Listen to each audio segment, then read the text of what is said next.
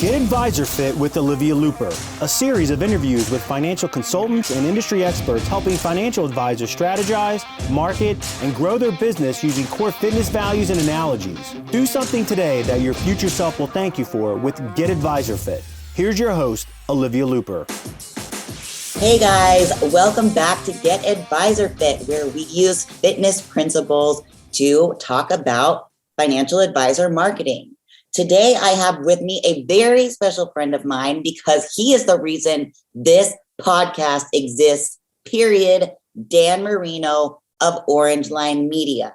Yes, like the football player. No, he's not from Florida. He's actually from Philly, where he and his wife run a online digital marketing media group. So we'll get into more of that in a second, but let me tell you how I know Dan. One of my advisor clients was doing a podcast and he interviews entrepreneurs.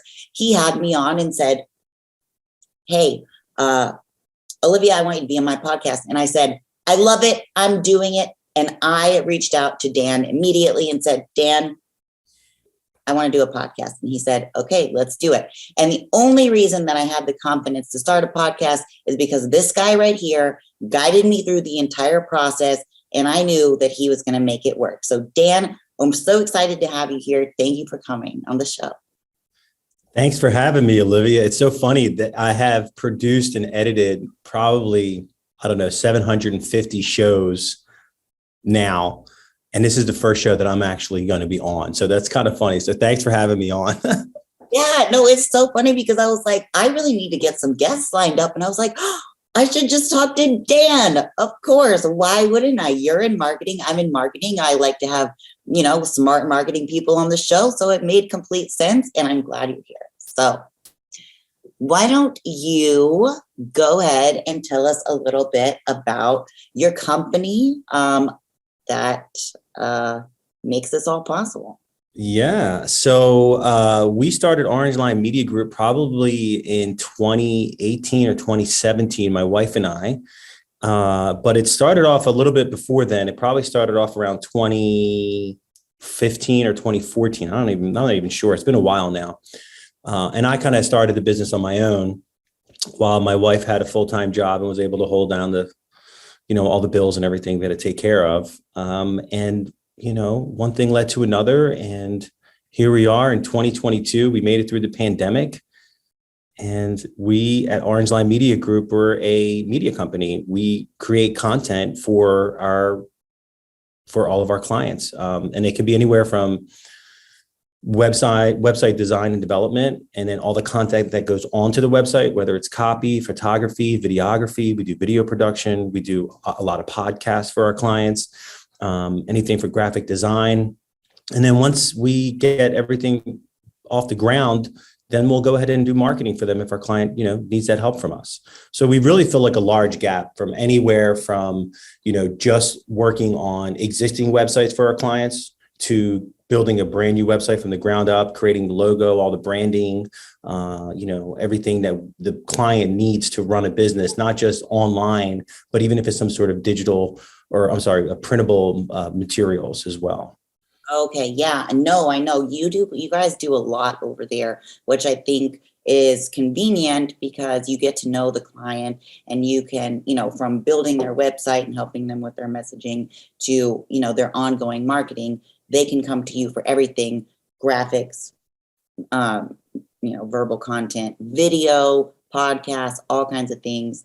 So are most of your clients local, or most of your or do you have people all over the place? It started out locally. It really was just me by myself, just going out there, getting clients on my own.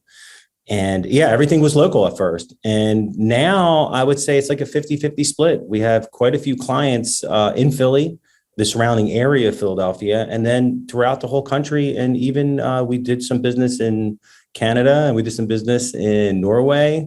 We get to fly to different places on pretty cool video shoots. I'm actually going down to Texas to help a dental client of mine next week in Clear Lakes, Texas. So yeah, California, we have clients all over the country. Yeah, I remember talking to you one day and you're like, I'm like in the mountains and I had to drive.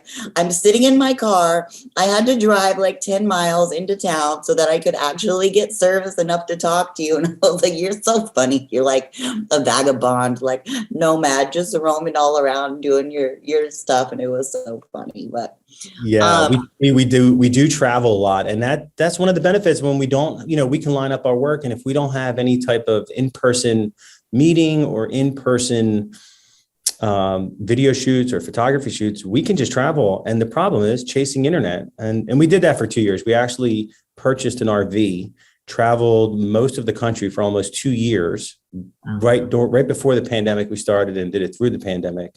And we found our new home in the process. So it's really great being an entrepreneur and being able to, work with clients who you want to work with and helping them achieve their goals. yeah, absolutely. So let's get into that a little bit because I know that's why people come here. They want to know how they can grow their business. They want to get tips. They want to get tricks, things like that. So first, I know that you do a lot more than podcasting, but because this was sort of what I wanted to focus on today, I'm going to ask you some questions about the podcasting, and then I think that it's going to evolve into a bigger marketing conversation. So the one thing that I'm curious about, because I'm a service provider, you're a service provider, my audience, financial advisors, are service providers. Do you think that there's a distinct benefit to podcasting for service providers versus other types of business owners? Meaning like, I guess people who sell products? I mean, I think in marketing overall and podcasts specifically, if you don't know your targeted audience and who you're speaking to, and you're not going to put that 100% into making sure that your content and what you're putting out there is something that's going to be helpful to others, don't do it. That's my suggestion. Just don't do it, because a lot of people will come in here and just half-ass it. And then they want results. And then you're like, well, you're not consistent. You're not getting the right guests, and you don't even really know who your targeted audience is. And I think when you do know the targeted audience and you know your message, you know what it is that you're trying to get across, I think in any industry, podcasting, video casting, marketing overall, and being able to recycle and repurpose all the content that you spend money and time to create, it's gonna continue to pay off, in the years to come. It's like the slow burn, right? It just takes a long time to get there because it's organic, but at the end, you'll definitely reap all the benefits. Yeah, so that was actually, you said repurposing content, which I'm always harping on the show. And that was one of the reasons that I wanted to start a podcast, and why I encourage my advisors to do things like webinars or podcasts where they are going to get basically big chunks of content created that they can pull from later. So, and I must confess, it's on my to-do list right now to go back into my own content and pull clips for promotion and social media to share with everybody, the best of the best, so I can put it out there, not just to get people to go to the podcast, but to share the amazing information that I'm actually like getting from the people on the show. So that's like a big point that I'm always trying to drive home, is that these investments in digital marketing can be reused and repurposed, whether it's an article, whether it's a podcast, whether it's, like a webinar event that you do and you record it and then you make little snippets of it later. Like there's just so many different ways to repurpose your content. So it's not just like a one and done. It should be something that you can use for a long time in the future. So it really is an investment. And like you said, it's a long game. It's not overnight success, especially because our organic reach is so limited right now. You really have to be super consistent in order to gain any traction. Yeah, absolutely. I think one of the challenges that everyone faces when it comes to creating all these digital assets and then repurposing them, it's like a twofold thing. It's like, one, if you don't think about it ahead of time and have a plan and mapped out and say, hey, I'm going to create this content. And then when I create this content, while I take the time to create this content, I'm going to use it on all these different outlets, social media, print marketing, whether you're doing any type of Google ads, anything really, any way you want to use it. If you even think about it ahead of time, before you actually sit down and hit the record button, or before you start writing, if you think ahead of time how you're going to repurpose it, it may help you, like, in that process. You take a moment and you say, okay, now I'm going to take another take or write another paragraph so I can use it here. Because once you're in that moment, it's kind of easy to kind of keep working it, to step away and come back 3 days later, the next day, 2 months later. Everything kind of changes and you're just spinning wheels and wasting time. So knowing who your audience is ahead of time and knowing why you're creating that content and how you're going to repurpose it ahead of time is great. The second part is, well, now you have all this content. I'm sure you're up to like episode 15 or 16 right now. Where is all that content? Are you organized with your content? Do you know what you talked about? Did you take notes during your stuff, during your show, or, whatever it is that you were doing, so that you can go back and reference it and say, oh, next year, a year later, oh, we just had this conversation. I can pull this clip out of episode 12, episode 9, and then repurpose it some way. Also, photos are a really great way to repurpose things. Sometimes people don't even realize, like, you're doing a show, and then it's a little different with podcasts and video casts. But when you're doing certain things, like, it's amazing how you can repurpose a photo and use that many times. Yeah. So, well, okay. So give us an example. Well, I guess an example of repurposing a photo would be, a lot of the clients that we work with will go in and do photos specifically, of the team, of their organization, of their office, of their team, of themselves at work, right? And then we have, a whole photo shoot of that we generally use for their website. Yeah. Now, when we pick out all the photos that we use, we'll take hundreds of photos at a minimum. We're only going to use a fraction of those photos, but we always deliver all those photos to our clients, even the ones that we don't use. Client never goes through them. Client just accepts the ones that you chose for them or that you selected together, and then they're out there. So let's go ahead and take that photo shoot from that day and go through all the ones that we didn't take. And sometimes it also happens where you take a photo, you use it on your website, you have that same photo, but then it's like, well, if I crop this photo differently, if I color this photo differently, I can be using it somewhere else, not just for the same exact service. You can take that photo and repurpose it all over the place, from social media to we do marketing. Yeah, no. So we do this all the time too. I actually, if I have an advisor that comes to me and they just have headshots, I'm like, listen, people want to see your face. If you're not willing to make videos, which I know is a big commitment for a lot of people. Yeah, that is a big commitment for a lot of people. You need to at least have photos of your non-headshot photos of you in some semi-professional or professional capacity. Please spend few $100s, or I guess depends on the size of your team, but go spend put an investment in a photo shoot, half a day. They'll come to the office, take pictures of you, some candid, some smiling, some holding your coffee cup, writing on the whiteboard, whatever. Give me some material that I can use to put into your social media graphics, into your marketing collateral that we're creating, whether it's print or digital. So yeah, the photos are a big thing. I feel like, especially now that personalization is especially within the financial advisor space, it's super, super hard for financial advisors to differentiate themselves. And psychology says that we always are trying to get people to just go take some pics, man. You don't have to. It's so important. I think it's so important. A lot of people miss that part. They're like, okay, they're just photos. We'll just use stock photos. Well, that really doesn't represent you. You're going to get just lost in the mix with everyone else. The whole idea is of having a website and having good photos and having good video and having good content is, in today's day and age, your website's your storefront. It's, it's almost like, if you don't have a website and you have a business, well, how do you get validated? So forget about organically being found on a Google search. Let's say you have terrible search engine optimization and you have a new website and you're just getting started off and you just hand someone a business card. Okay, here's my business card. Come check me out. You've convinced them that you're the person that's going to manage their finances, right? Then you give them a business card and they go to your website or they do a Google search on you and they don't see much out there. And if they do see, what you think, right? This is one of the struggles I have with a lot of clients is everyone has a different standard, right? And you try and raise them to whatever your standard is. So going back to taking photos, it's like with headshots and with today's technology, you can get a new iPhone, you can get some really decent headshots to start off. You don't even need to hire a photographer, but make sure the lighting's right. Make sure that there's not, crazy stuff going on in the background. The more professional your photos look, the more professional your videos look, the more professional your website looks, well, then your client's going to believe that you're a professional. Hopefully you are. Yes.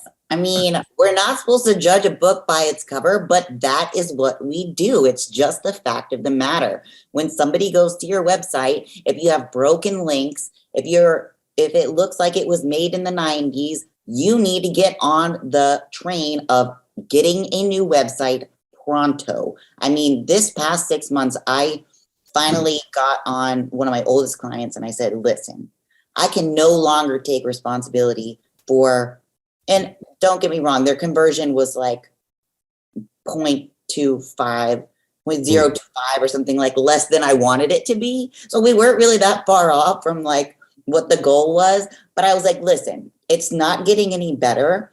The traffic is increasing to your website. We're pushing people there, but we're not getting the conversions we want. And I can no longer take responsibility for that if you're not willing to get a new website, because this website just sucks. Yeah. I mean, there's too many words. The navigation is terrible. There's too many options. People don't know where to go. It's very unclear what you do. It looks like you're 6 different firms rolled into one. I mean, the website is so, so important.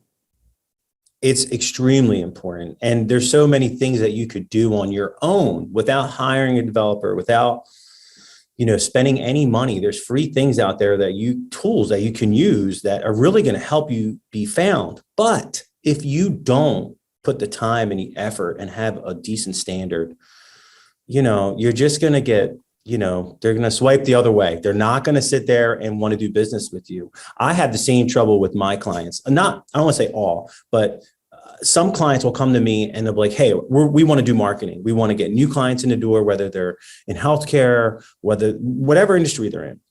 And then I'm like, okay, well, let's talk about it. And then I go to their website and I tell them, I'm saying, listen, I would love to do business with you and I would love to get more patients in the door for you. But your website, it's working against the grain here.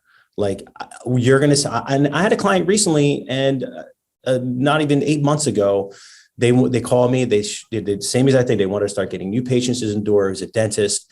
And I'm like, okay, great. And then I could dive in, I always do an assessment of what they have out there. I think you had someone on your show recently that called it, I forget how he titled it, but basically, they go in and they do a Google search and they see what's in their ecosystem. I think he said. Yeah, ecosystem. I say infrastructure. It was Corey. He says. Corey, that's it. Yeah. And it makes sense, right? So that's what I did. I think naturally that's what we all do in this. And if we're marketers, right, let's see what we're working with. And then the discovery call, that's exactly what I do, is go look at everything that they have out there and try to see for myself, who is this person? What can I learn from them? And, it's pretty clear from that. And you put yourself in that position of potentially hiring that individual for whatever it is that they're doing. And you're like, oh my gosh, I would never hire them. And I said to this specific dentist, and I said, listen, I really want to do business with you, but I can't do it now because I'm not going to take your money, put it into these ads, and they're going to burn up and we're not going to have any traction. Because when people come to your website, it's terrible. It doesn't even load fast. I mean, this particular website was really bad. And we built a new website for him. We just started marketing for him. Fast forward 8 months later. And I think that's a lot of people that don't realize that, just because you have a budget and you're ready to put it towards marketing, that's not your first step. That's really not your first step. I agree 100%. Marketing is not the first step. You have to have the infrastructure in place. So I would like to ask you, we both agreed in this conversation that the website is the place to start. So what are the top 5 most egregious errors that you see on websites that actually make the website work against the client? Maybe load speed. Maybe that's one.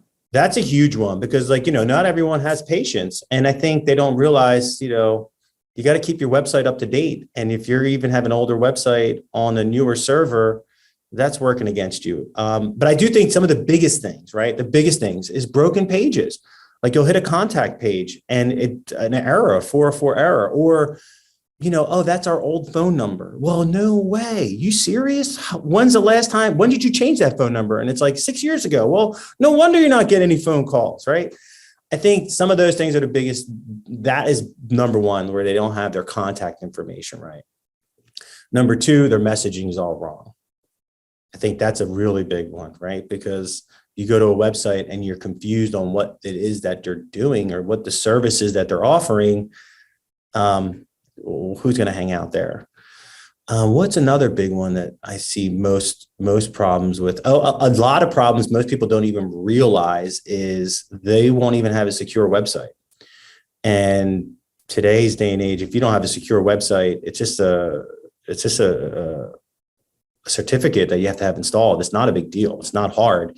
It's just that if you're not aware of it, if you go up and you look at your website and you go to the URL, whether you're on Fox, Chrome, Safari, anything, and you're looking in the URL, there's always now they'll have like a little green padlock in the corner. Check on your website. You should have one. If you don't have one, that's one of the top 5 things that people don't realize. There's so many things that people do wrong. Like from my perspective and what I do, lead collection is essential. So for me, I always want to make sure that, well, for advisors specifically, the ability to schedule a call on the website, not fill out a contact us form, actually click on a schedule a call, pick a time on the calendar, and even if it's just a phone call with your receptionist who's going to vet them and see if they're qualified, they need to be able to schedule time with you when they feel like it. Strike when the iron is hot. But I do still have pushback on this in some areas. Well, we don't do that. We don't do that. I said, okay, but you do realize that this helps. This is a major conversion point for financial advisor websites. You're opting out of that. So you are limiting, you are saying you're okay with decreased conversions. Okay, fine. Some advisors, you can lead them to water, but it's tough. Well, some people, they hire you to educate them and to do the work and to convert, right? To get leads for them, to get qualified leads. And they don't want to listen to your suggestions, or they're just bullheaded for whatever reason, right? It really sucks because now that goes against your performance, right? Well, that's why with the website, I had to draw the line and say, I can no longer take responsibility because this website is too old and outdated. It's not following any of the, it's like up to par, it's like 40% of where, it's at 40% when I know that the suggestions I'm telling you would take it to 100. So if you're not willing to invest in a new website, then I can no longer take responsibility for the conversion rate that you're getting from it. So and that's a tough conversation to have, right? Because now it's like they're like, well, I don't want to do it, and you're saying I can continue to help you, but you're not working with yourself here. You're in your own way. Like you got to move aside and let me do my work. I mean, luckily with this client it worked out. We don't always get so lucky, but yeah. The other couple of things that I want to say that people's websites that are probably in the top 5, I think I mentioned 3. Some of the things are like, in their header on their individual pages, they have the wrong information, because a lot of times their website, because it sucks for a reason. Either someone built it incorrectly, or someone just copied another website and tried to enter your information into it, or they just weren't good at what they were doing. And that's a huge problem, where if you're offering, financial services and your website inside of your core of how it's structured and who you are in your schema, saying that you're an auto mechanic, well, guess what? That's not going to work for you. And then another big thing that happens a lot is that when I go onto a website and I check it out, they're not mobile friendly. And even if they are set up in a responsive theme, the person that built it or whatever, it's just broken. There's no flow. All of a sudden it may look good on your computer, or vice versa. You might look it on your phone, then you go to the computer, or something's jacked, or the sizing of the images or the photos. And that's really the top 5 things. And one of the things that we do, and it's not for everyone, because not everyone wants this, but every time we build a website for our clients, we use a specific theme that's scalable and completely customizable, and that's always being updated by the developers. We use this theme because we're actually friends with, I know the people that develop the theme is a very common, successful theme out there. And we educate our clients on how to run their own website if they want to, right? We always bake in a few hours of education on how to add pages, remove pages, create forms, add or remove videos or photos, anything that you're trying to do on a basic level. A lot of clients take us up on that offer because they don't want to have to rely on someone else to come in there and change the hours of their operations if they're changing them every couple months for whatever reason. I think that's a big thing that we offer that people really enjoy, the people that want to do the work. A lot of people just want to be hands off too. They're like, hey, I don't want anything to do with it, just do it for me. Yeah, no. And I see both sides of the fence for that too. So now that we've identified the 5 most terrible things that you can, 5 things that work against you on your website, let's give them a few things that maybe they can do to their website today to make it better. Like when you think of like the 3, most important things for an advisor to have, or, I guess any financial service or any service provider, let's get really broad because you don't work just financial advisors, but service providers in mind, what are 3 things that they should look for on their own website today to make sure, that they're sort of on the right path? Yeah, I think there's 3 things right out the gate. 1, make sure your website's secure. Get that SSL certificate installed. If it's not, it's more common than you think. They expire. And if you're not on top of it and you're not paying for it, or your credit card expired, that you pay for that service, that's gone. So take care of your SSL certificate. Go to your website. In the URL bar where you type in your website, the URL, once you go to your website, make sure that little green padlock's there and it says secure. If it says unsecure, contact your hosting provider and get that taken care of. The next thing you should make sure is that there's no broken links on your website. So if you're linking to your Facebook page and it's taking you to just facebook.com and not your Facebook page itself, fix it. And that goes for every link, all your phone numbers, your email address. A lot of people don't realize that updates happen automatically on some hosting companies, and it might just mess up your contact form. Test your contact form, use it. Go there, go to contact, fill out the form, and make sure you receive it in your inbox. That'd be the number 2 thing. Make sure all the links are there. And if the links are broken, fix them. I guess the third most important thing would be, oh man, there's just so many. I have things I want to say, but I don't want to put people in the position where they get out there and they listen to what they take this advice and it blows up their website. But I was going to say, like, make sure your website is all up to date and current, and you're on the most current version of all the software that's out there. The PHP versions, if you're using anything like Drupal or WordPress, there's just so many things that you could do. But one other thing you can do is, if you go to your website, make sure you don't have any errors. This is one thing you don't know, that even if you're using like Calendly, or if you're using any type of third-party plugin on your website, sometimes it may be working, but there's some sort of conflict.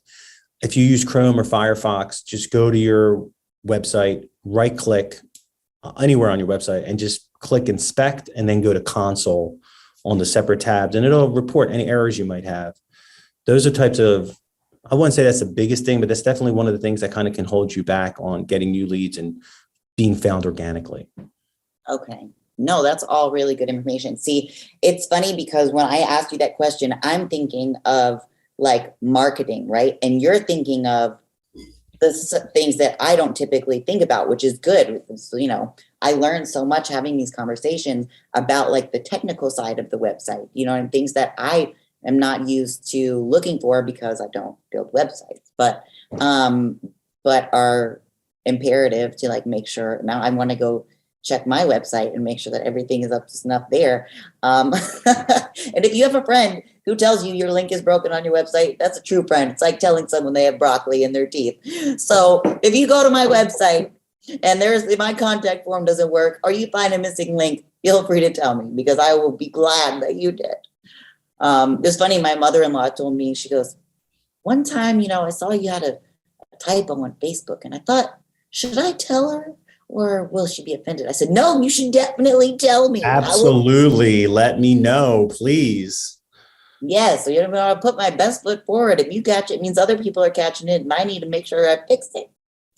So this is really helpful information, I think, for everybody listening. And I think that one of the questions that I just want to touch on, I know that we're getting close to our time, but you and I are always talking about, ways that I can make the most of the podcast of this podcast, the one that you helped me create. And, you're saying, make sure that you link to other sites for SEO, make sure you're sending your promo emails, asking guests to post back to their site and link back to yours. Maybe can you underscore for our listeners the importance of having whatever piece of marketing you're doing, whether it's podcasting or emailing or social media, be a part of a larger plan instead of like a hodgepodge mix of things. Yeah. Well, the web is the web. It's the World Wide Web. Just think of it as a spider web. And, links are real important to put on your website to link out to, but it's also very important to get links back to your website. It might even be more important. And you want to get those links back from reputable websites, from websites that are higher ranking website. Linking back to you is going to be huge. Like if you do something and you're in the local magazine or a local newspaper and, they have a website and they get 100,000 views a month. Well, if you advertised with them and you paid to get on their website to do some advertising for anything, well, have them link back to your website. And with everything you do, if someone does a story on you or a story on your business, ask them, don't be shy. Just say, hey, can you put a link back to my website? Because that's really going to help you out. But going back to the podcast and specifically speaking about the podcast, one of the things that I don't think I ever mentioned to you, and maybe we could talk about it right now on the show and everyone else can hear about it, is make sure you get reviews, just like you would do with your Google, Facebook, Yelp, everything else. With your podcast, ask, hey, can you write a review for me on whichever streaming platform you like to listen to? That's a big one, right? Everyone wants good reviews. Remember, Google's job is to provide their users who are searching for information with the most accurate information and the most reliable information to that specific search. So when people are commenting positively on your content, well, then that lets Google know that, hey, they're doing something good. Let's put them in the queue. Another thing is on your web pages, and I'm not even sure if you do this, but like for every podcast that you put out should have its own individual page for that podcast with links to all the outlets that you're on. And I think you're on Spotify, you're on Google Play, you're on iTunes, you're on SoundCloud. I'm not sure what else. I think that's where we're at with the work that I do for you. And I would link back to your specific page and put their little logo on there on your website. So like have a couple of logos, for each one, and it links back to your page. I think that's really good. And then another thing, if you really want to take your search engine optimization to another level, this does require time, but nothing, comes easy. Nothing comes without an effort. If you could transcribe all of your shows and then put that copy on your website, just think about how many words that's going to be. It's going to be thousands of words. You're doing like 45-minute shows. And you can use something simple like Google Docs. Google Docs does it. And it'll type it out for you. Free. You could do it. Now, the problem is it's not perfect like any voice recognition software, and you would have to go back. But if you were to put a transcription of your show with each show page, now you're at episode 15, you have like 15 more pages with all that content, and everything you talked about is in the financial advisor space. So all those words and all those keywords are going to get picked up in addition to your show. And then specifically for you, you do a podcast and a video cast. So you also have it on YouTube. So put a link to YouTube, maybe put your video on there on that same page and your individual show from SoundCloud.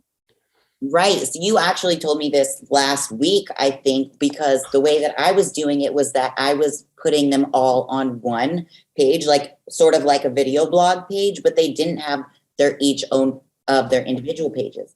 David's going to kill me, but this definitely needs to be added to the project list, which would be building out an individual page for each episode, getting the transcription there, and then even I'm thinking using the transcription as a blog as well, so that if they go to the blog versus the podcast page or the podcast page for, you know what I mean? Just Or that intro link there. yeah, and you can even just don't put the transcription on the podcast page. You could just put the show notes. We have show notes that we create for you every week or every other week. Put the show notes there, but maybe some other information, maybe a picture of your guest or maybe a bio of your guest. Always link back to your guest's website. And remember, ask your guest to link back to your website. Yes. There's always room for improvement with everything we do, right? But when it comes to the World Wide Web, everyone, I mean, I know I'm lacking on the build of our website. I'm constantly working on everyone else's projects that I really just put my projects on the side. But so far it's been okay for us. Yeah. And on the note of getting your guests to link back to your website, what I have found is really helpful for clients of mine and also myself is sending them any of the promotional materials that I make afterwards. Hey, your episode is going live today. Here is the link to YouTube. Here's the links for all of the, podcast platforms. These are all my handles. Please tag me in them, when you share with your community. And some people just ignore it and don't do anything with it.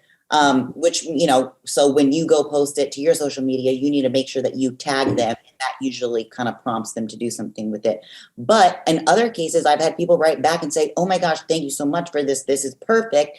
And then the day that the episode goes live, all they have to do is copy and paste your handles, write their little caption, share the link. And it's for them. It's really like, it's free promotion. It's free social media posts. Some people are really super helpful about it. So just, making that part of your process, please share on social media. Here's swipe copy that all you have to do is copy and paste this into your email to send it to your email list. And even, hey, please don't forget, if you post your website, linking back to my website would be super helpful. And, just making this part of your process for the podcast. So yeah, making it part of the process is definitely key. Making it part of, and even in the financial advisor space, right? If you're a financial advisor and you're listening to this and you're like, well, how does some of this apply to me? I think all of it applies to you, right? But there are other things that we could do in our process that can help. Well, a simple one is, as a financial advisor, get reviews. Do you have a Google business page? And I know that you've talked about this in the past. It's free. Be on top of it, interact with it. You can put posts on there. And if you have a happy client, don't open Pandora's box and ask a client that's kind of unhappy with your services to give you a review. But don't be shy. Just ask them to give you, a review. And another thing you could do with your reviews, whether it's Facebook or Yelp, actually, I don't think Yelp does it anymore, but Facebook and Google, you can tie into their API and display the reviews you have posted publicly on Facebook and on your Google business listing, and they'll display within your website. Because there's one thing about websites that I don't like, and I tell this to all the clients that have had it in the past. If you have a page that says testimonials, or if you have a page that says reviews, and it's not a certified, verified, user that's putting it out there, and it's just information like you're just creating, anyone could write anything they want and say Joe Schmo, wrote all this wonderful, said all these wonderful things about me. It doesn't really validate anything. Yeah, there's a level of, okay, was this fabricated or not? But when it's coming directly from the person who wrote it directly in Google, it gives that credibility. It totally does. And you can actually click on their profile and see all the other reviews that they wrote and see that it's a real person and that they interacted with you and your business and had a good or negative experience. Yeah, absolutely. That's definitely something that didn't used to be allowed when I first started my business for financial advisors. That was a no-no. You couldn't have people do that.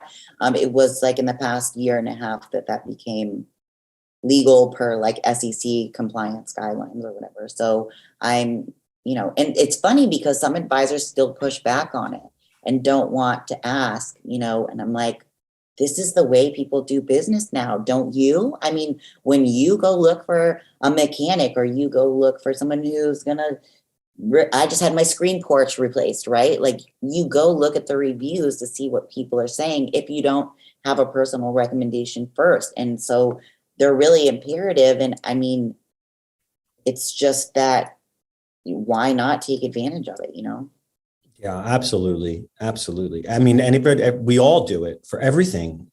You're going to go out to dinner. You're not going to go somewhere that has 3 stars, right? Like, that's not for me. I don't want to go there.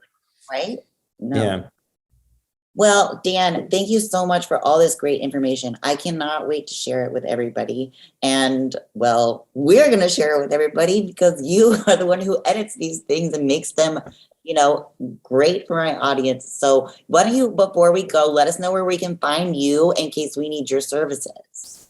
Yeah, you can find me on our website at orangelinemg.com. Orange Line Media Group is the name of the business. We named it after the subway line that we took back and forth to office when we got our office in Philly over and over again, and we couldn't figure out what the name was going to be. We wanted it to be Philly centric. So for those of you who are asking, why is it Orange Line? That's why. But if you are a small business and you're looking to get yourself found online, you need content, or you already have a website that's awesome and you want to market it, give us a call. We can help you.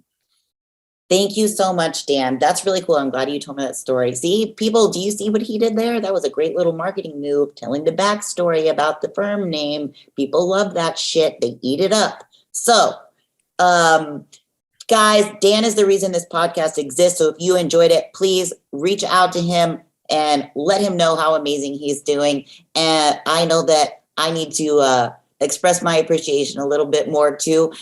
Things get so busy. So let me tell you now that I appreciate everything that you've done for us in the podcast. It's really become a joy to do these. It's really been a great revenue generator. And on top of just getting me to get out there and talk to other people. So you've made it all possible. I thank you so much. And to our listeners, let me remind you, please, lift heavy, invest often, and market your ass off. Okay, guys? Thanks for listening to Get Advisor Fit with Olivia Looper. To learn more about Olivia and how her firm, Lexicon Content Development, can help you, visit lexiconcontentdevelopment.com. If you want to reach out to Olivia on LinkedIn, you can find her at Olivia Looper Lexicon. And if you'd like to follow Olivia on Instagram, you can find her at Lexicon Content Development. Till next time.